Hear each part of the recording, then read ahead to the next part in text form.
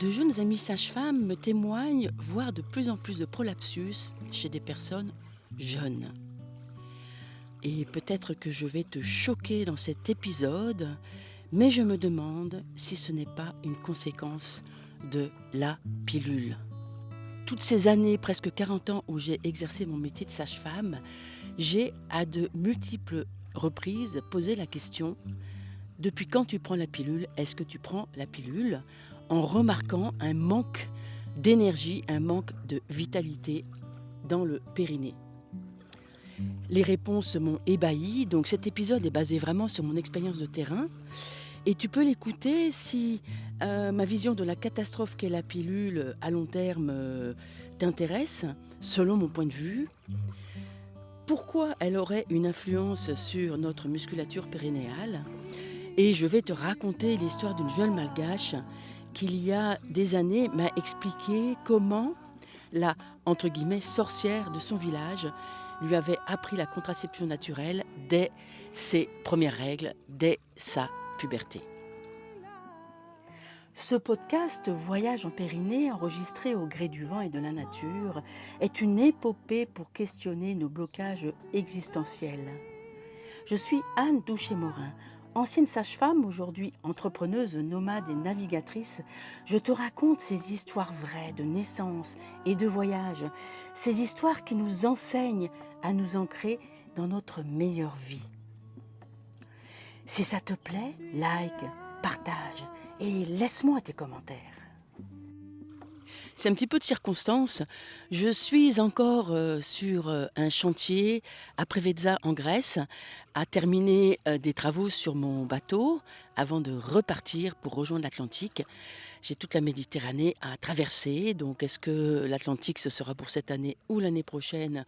C'est Éole, Poséidon et notre forme au capitaine et à moi qui en décidera.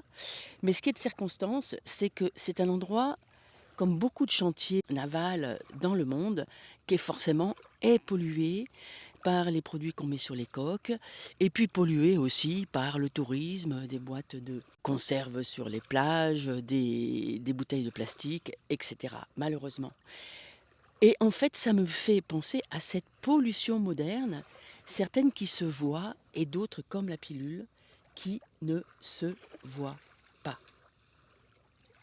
Quand j'ai commencé à m'occuper du périnée, donc il y a quasiment 30 ans, j'ai pu remarquer effectivement un énorme manque de mouvement dans le bassin des femmes et dans cette musculature périnéale. Les femmes qui me disaient, en général je les voyais très souvent pendant ou après la grossesse, qui me disaient: «Oh là là, mais je sens mauvais».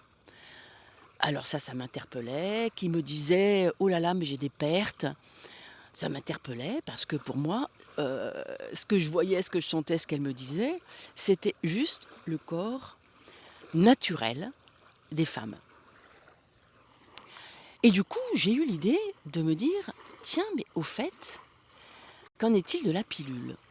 Et j'ai commencé à poser cette question: «Est-ce que tu prends la pilule? Est-ce que tu prenais la pilule avant cette grossesse?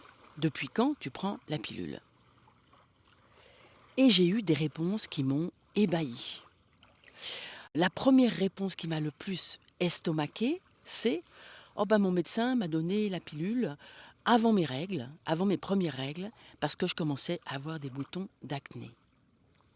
Ce qui veut dire que les femmes qui vivent ça n'ont jamais connu leur cycle naturel, n'ont jamais connu ce mouvement intérieur du corps. Même si le périnée est encore tabou et inconnu, malgré tout ce dont je suis convaincue, du coup renforcée par cette expérience, c'est que quand nous avons au moins nos cycles naturels, il y a tous les tissus de notre périnée, encouragés par les hormones, encouragés par ce qui se passe dans notre utérus, tous les tissus de notre périnée qui vont changer, qui vont se gonfler hormonalement, qui vont se ramollir à certains moments, qui vont se raffermir à certains moments. Il y a du désir sexuel, il y a des moments de pause, il y a tout ce cycle-là qui est en mouvement. Le corps est en mouvement. Et la pilule arrête ce mouvement du corps, ce mouvement, cet élan de vie. J'ai vraiment de la colère en disant ça parce que c'est inouï. Deuxième cas de figure, oh ben, je devais passer à la casserole, donc j'ai commencé à prendre la pilule. Et des jeunes femmes qui finalement ne se sont plus jamais arrêtées. Je devais passer à la casserole. Ce n'est pas «Ah, j'ai un chéri, j'ai tellement de désir pour lui», c'est je devais passer à la casserole. Donc, il y a plusieurs sujets dans ce sujet, c'est dingue. Je pourrais développer, mais donc, il faut que je passe à la casserole, il faut en fait que je fais l'amour, mais j'ai pas besoin de faire l'amour, il faut que j'y passe. C'est un parcours obligé et donc je vais prendre la pilule. Donc je vais en fait ne pas suivre l'apprentissage de mon corps pour savoir quand est-ce que je suis fertile, quand est-ce que je ne suis pas fertile. Je ne vais pas dire aux garçons: «Écoute, on attend que je sois prête, on attend la montée du désir». Ce que moi, ma génération, où la pilule n'était pas distribuée comme des bonbons, les femmes de ma génération, nous avions appris que la fertilité, c'était à peu près au 14e jour des règles et nous n'étions pas plus à nous retrouver enceintes qu'actuellement. Les chiffres n'ont pas changé. Troisièmement, très souvent à cette question: «Depuis quand tu prends la pilule?» c'est: «Je la prends depuis toujours, j'ai arrêté pendant ma grossesse et depuis, je sens mauvais, depuis, j'ai des pertes. Ma culotte est salie». Mon Dieu, quand j'ai entendu ça! Mais non, tu ne sens pas mauvais, tu sens juste ton cycle. Et ça aussi, quelle horreur! Ce corps qui sent bon. Ça veut dire quoi sentir bon? Les odeurs de femmes fluctuent au cours de cycles, sont des parfums naturels que nous avons totalement perdu le goût d'aimer. C'est le goût du corps, c'est tellement l'élan du corps et qui va avec des sécrétions, oui, tout à fait normales. Des sécrétions qui vont évoluer et si tu apprends à les observer, eh bien tu vas connaître ton cycle et tu vas connaître ton moment de fertilité. Nom d'un chien. Et du coup, ça me donne envie de te raconter cette histoire. C'était au moins il y a 28 ou 30 ans, cette jeune malgache, une jeune malgache, toute rondelette. Elle venait d'accoucher, son bébé au bras, quasiment son bébé au sein, un sourire plein de dents blanches. Et ce jour-là, donc j'avais constitué un petit groupe de femmes pour, leur faire des exercices de découverte, du périnée. Tous ces exercices et toutes ces guidances que j'ai maintenant pu mettre dans mon programme, Voyage en périnée. Alors le groupe était assez phénoménal et c'est là que j'aimerais avoir une caméra cachée dans certaines circonstances. Donc, imagine le tableau, il y avait cette jeune malgache, on voyait qu'elle avait l'habitude d'être au sol avec 2 poupées Barbie, je les appelle comme ça, les pauvres, ces femmes qui ont un ventre plat. Il se trouve qu'elles étaient 2 ce jour-là, le hasard a voulu ça. Des ongles bien faits, le ventre tout plat, 3 mois après l'accouchement, bien coiffées, bien maquillées et qui écoutaient cette malgache avec des yeux effarés, laquelle racontait: «Oh là là, mais à mes premières règles, je me souviens, la sorcière de mon village», elle l'a appelée comme ça, mais elle avait des yeux amoureux quand elle parlait de la sorcière. C'était le mot, utilisé pour, parler de cette sage, de cette érudite de la connaissance naturelle du corps. Donc cette sorcière lui avait dit, dès le jour de ses premières règles, au tout début de sa puberté, elle lui avait dit: «Prends des petits cailloux pour noter chaque jour de ton cycle».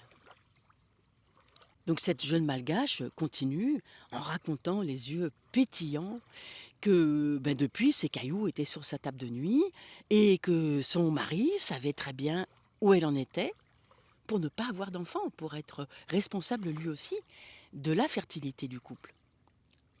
Et puis ses yeux se sont éteints en racontant: «Oh là là, mais par contre, quand je suis arrivée en France, le gynécologue que j'ai vu m'a dit de lâcher mes petits cailloux et j'ai dû prendre la pilule». Son visage, son corps racontait tout ça. Et Si j'avais été un homme, alors ça va peut-être se choquer ce que je t'ai dit, mais cette jeune malgache, elle était vivante, totalement vivante. Et d'ailleurs, elle avait fini par comprendre qu'il fallait reprendre ses petits cailloux et arrêter la pilule. Et ces deux poupées Barbie, très belles dans un magazine, elles étaient pas vivantes du tout. J'espère que tu vois le tableau. Moi, ce qui m'a choqué, ça a été un enseignement magistral. Alors malheureusement, cette jeune femme, je ne l'ai plus revue parce que quelque part, de toute façon, son corps était vivant, elle n'avait pas de problème avec son périnée. Et je n'avais pas à cette époque la conscience de tout ce que j'allais mettre en place par la suite. Mais ce dont je suis tellement convaincue, c'est qu'une jeune femme, dès le jour de ses premières règles, et je te promets que je vais en parler à mes petites filles quand elles auront leurs premières règles, si elles apprennent avec des petits cailloux, n'importe quoi, des bouts de ficelle, des dessins, à observer ce qui se passe dans leur corps, dans leurs odeurs justement, dans leurs sécrétions justement, depuis le premier jour de leurs règles, ben, évidemment qu'elles vont exactement savoir où elles en sont dans leur cycle.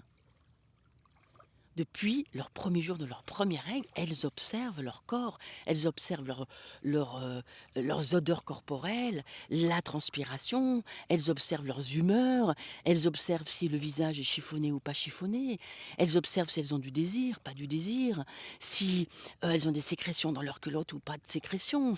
C'est énorme, l'enseignement du corps. Ton corps sait tout. Et pour conclure, justement, alors pourquoi je pense que des prolapsus peuvent être liés à la pilule? C'est-à-dire que maintenant, la pilule, je crois que ça date des années 68 à peu près. Peut-être je me trompe parce que j'ai un peu oublié les dates précises, mais depuis 68, en gros, une énorme partie de la population prend la pilule. Nous buvons de l'eau dans laquelle il y a des hormones. Certainement notre baisse de libido, certainement la pornographie, mais là aussi c'est d'autres sujets, en découlent. Et du coup, nous transmettons, même si tu n'as pas forcément pris la pilule, mais dans cette invisible, qu'est-ce qui est transmis de génération en génération? Parce que depuis la pilule, ça fait à peu près 3 générations, et nos petites filles sont la 4e génération. Nous transmettons qu'il n'y a pas d'élan de vie. Nous transmettons qu'il faut que le corps ressente bon. Nous transmettons qu'il faut qu'il n'y ait pas de sécrétion. Nous avons honte de nos sécrétions, honte de nos odeurs. Et du coup, dans cet invisible, dans cette pilule omniprésente, nous transmettons qu'il n'y a pas de vie et de mouvement dans la musculature de notre bassin, dans la musculature de notre périnée.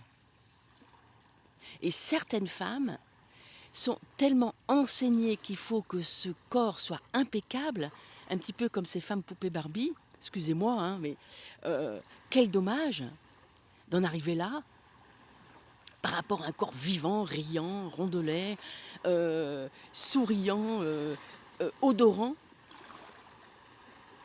Eh bien, si nous en arrivons là, c'est le lit à un périnée tellement atone que dès la première grossesse, il y a une descente d'organes. Ça peut te paraître tiré par les cheveux, je veux bien l'admettre. C'est mon expérience de terrain. Récemment, j'ai une jeune femme que j'ai rencontrée il y a des années lors d'une méditation Vipassana et nous avions passé 2-3 jours ensuite ensemble. Elle m'avait regardé avec des yeux sidérés quand je lui ai dit que la pilule endormait notre libido.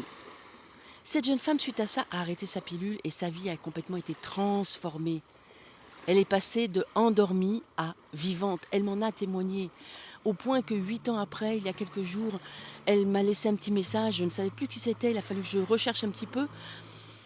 Oh, Anne, ça me fait plaisir de te dire, j'habite pas loin de chez toi. Si t'as l'occasion, passe me voir. Un message qui renforçait le fait que cette femme-là, mon discours avait été essentiel dans sa vie. Et je vais et je vais m'en tenir là. Donc laisse-moi des commentaires, laisse-moi le commentaire si ça t'offusque ce que je te dis.